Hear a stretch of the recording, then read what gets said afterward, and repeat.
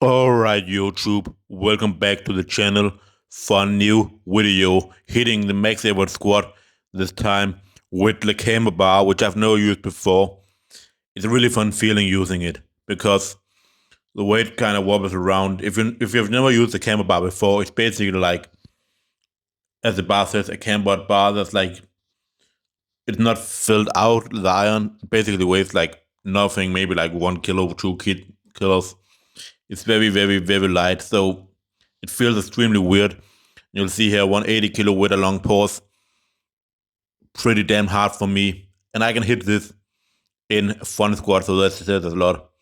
But it's just as soon as the weight begins to move forward, basically, it starts to throw you off and get you into a pattern you're not used to. So you really need to work on keeping the weight in place. And I think it would be even more of a problem if you're not using pauses. Honestly, the hardest thing was just walking the weight out. It's extremely wobbly. Also, the fact that the weight is closer to the center of your body probably makes it much harder. I would guess. I don't know for sure, but it has an easy time just like swinging around. You can see, and that can make it super difficult to stay on the squat path that you would usually use. But here with 110 with long pauses, it is pretty doable. Um, so yeah, it's also the first week with the 3x10 on the volume with this, where I would like to hit 140 in week 3, which I think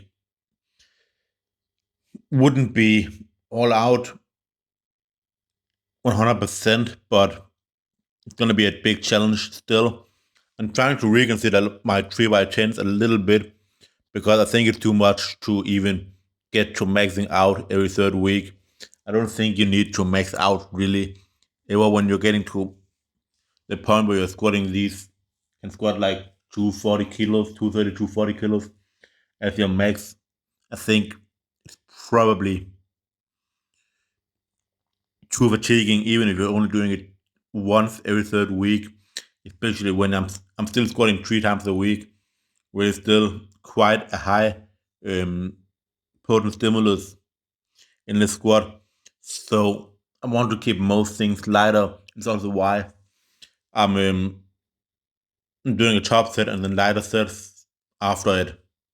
Instead of doing 3 straight sets where I know I'm going to be doing, obviously the 2 first sets are going to be lighter, but it's overall, with the last set also to failure, it's going to be more demanding, I feel like, even though the top weight is not going to be as high.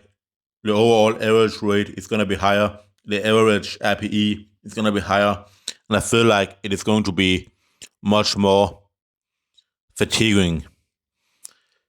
I've also kind of reconsidered my approach to bench press on Tuesdays because I often feel like I'm not really performing well on Tuesdays. So I was like, maybe I need to just focus on building positive experiences on this day. So I was like, what is the easiest I can do and still make a PR? And the easiest I could think of was a paused double with 132 and a half.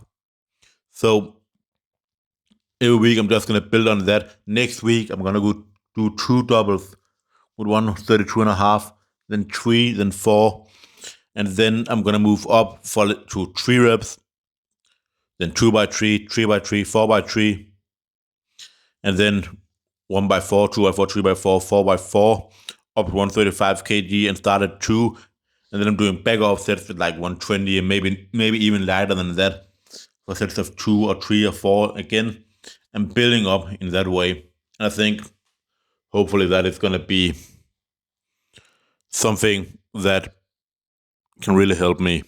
Just not doing too much in this day, because having one really hard bench day per week and also the max effort, I think is probably enough to see progress.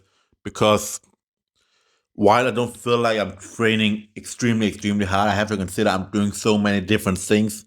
The pull-ups, max effort there. I'm doing the volume pull-ups, dynamic effort, same for the squat and same for the bench.